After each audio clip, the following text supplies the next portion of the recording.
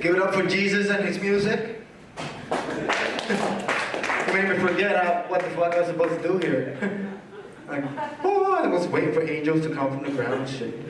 Can you imagine them having sex with girls like, oh, Jesus. It's like, fuck, I gotta cut this fucking hair. So anyway, like I said, my name is Canibal. I'm like brand new at this shit. Sorry, I'm stripping. Don't get excited. It's the red lights. I feel like I should be having sex or something. You know? So I work at Best Buy down at Orange, right? How many of you guys showered before coming here? I mean, I didn't smell anybody when I walked in here. I mean, even at some point during the day, I know somebody walked in and had some type of contact with water and soap, right? This guy walked in Best Buy today, like any insect that bumped into his aura died instantly. It was awful. It was like the shadow of death walked inside of Best Buy. It was fucking, the roaches. Have any of you guys seen that movie, The Rock? When they're testing the fucking, the chemical weapons and the roaches are blowing up? There was roaches blowing up in the carpet. It was fucking awful. I mean, how difficult is it to take a shower? How hard is it? What is the difficulty of taking a shower? I mean, we have like the little radios, like it's 007 and shit, and we're talking to each other. I said to the managers, dude, Satan's asshole has escaped, and he's walking the earth. I swear to God, it's among us. They're living. So anyway, a few days ago, how long ago was it? Like 4 or 5 days ago, they had the Irish drunkathon, if you might. The drunken Irish beautiful chicks drunken dancing. I went to a bar like close from here. I'm not gonna say names because I'm not gonna start a ring of open mics. I'm not like a spy from other clubs. Like, you know what, dude? They have open mics at Daniel Street. And then I keep creating open mics in different bars, and I just keep going all over Milford doing fucking open mics. So anyway, I went there. And just to describe to the fellas what was going on there, and I got witnesses, my buddy's here, here's a witness. There was 6 chicks for every guy at the bar. Is that heaven or what? 6 beautiful, drunken, big-breasted, red, curly, long-haired chicks dancing all over the bar. A girl grabs my face and starts making out with me. No like handshake, no hi, how you doing? No. She just straight up grabs my face, starts making out with me. I'm like, wow, this night just gets better by the second, right? So, this other girl sits next to me and starts kicking it to me. I'm like, are you kidding me? You know? So, and I'm like, you know, she's one of the rejects. I'm not paying attention to her. And this girl that just like, tried to erase my cock with her butt cheeks, if you may. Goes, I gotta go to the bathroom. So the girl that's sitting next to me goes, well, I'll go with her. I'll find out some stuff for you. Ladies, you should let us know certain things ahead of time. You know, I believe that ladies should walk around with a pamphlet with like need-to-know information. You know what I'm saying? I mean, because I understand that for some chicks, there's nothing more attractive than a guy proving the manhood to the lady. Even if like, she'll be like, well, I'll give it up, but you gotta beat the shit out of that big ass dude in the back at the bar.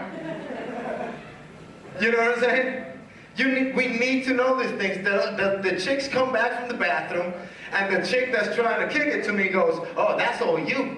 That's all you. She's been with 5 guys. And I'm like, that's it?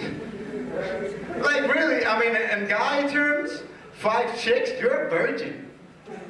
Like, really? I mean, and a drunk chick tells you it's 5, it's 5. You know, a sober chick tells you, oh, it's 4. You gotta add like 6 here and there. Because the chicks don't count hand jobs, they don't count blow jobs, you know? Guys will count, the chick that grabbed my cock when she was looking through my keys in my pocket, I count her. You know what I'm saying? A drunk chick tells you 5, it's 5.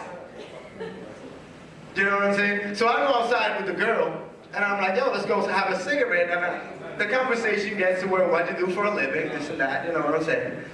And I'm like, so what you do for a living? The chick's like, I'm an 8th-degree black belt. Holy shit! I'm like, you know, that's good to know. I need to know that before having sex. I don't want to like be having sex with the chick and she has a flashback and I end up chewing on my toes. You know what I'm saying? Unless my toes get dipped in like chocolate or something. I don't think my toes are going to be too delicious in my mouth when I'm having sex with her. You know, and then there's always these things that we just don't want to know. There's certain things that ladies should tell guys before anything gets further. There's certain things that guys just don't want to know. It doesn't matter what, like, I will hold you on a headlock so your mouth won't talk. I will stitch your mouth together like in Strangeland. Have any of you guys seen that movie Strangeland? There's that chick in the cover with her mouth stitched together. It's like, I don't want to know. I'm going to leave you guys with this, right? This is why I'm saying this. My high school sweetheart, the girl that I dated in high school, found me on MySpace. MySpace could be the biggest blessing, or it could be the biggest pain in the fucking ass ever. Anybody that has a MySpace account knows. MySpace could be, it could curse you, you know? She finds me on MySpace, I finally give up, and I give her the number, she calls me, we start talking, we've been talking since January. The chick, true story, let me drop on the fucking ground, daddy found line. The chick calls me 4 days ago, and she's playing with herself.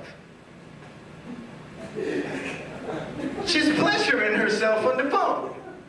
At 1:30 in the morning, I'm like, are you kidding me? And I live alone, so eventually I got the sleeping tent in my bed, if you may. You know what I'm saying?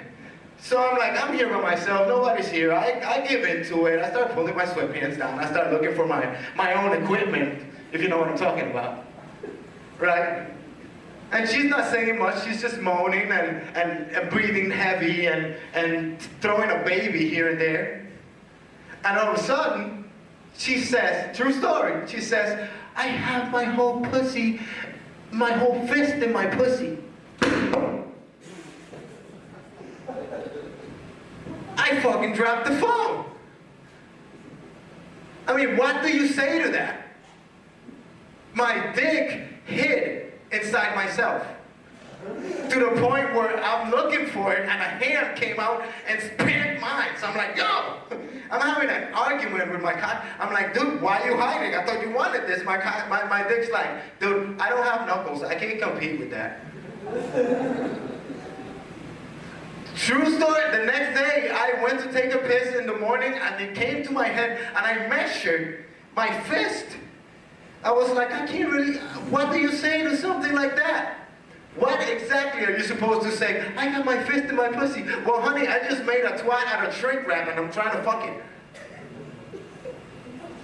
Keep talking, baby. I'm trying to rape a parakeet. I mean, what the hell do you say to that? And here's the last question. What makes a chick think that if she becomes a circus freak, a guy will want her more? How's the thought process? How did that work? You know, if a chick manages to put her legs between her head, she's entertaining, amusing, but she's not wife material. Do you really want to marry somebody like that? I mean, a chick calls you on the phone and tells you, I just pulled the whole pumpkin out of my snatch. You don't want to marry her. You want to call your buddies and be like, you better bring some beer and some weed, dude. You got to see what this chick's doing. Jesus Christ. All right, that's all my time. My name's Canibal. Have a good night.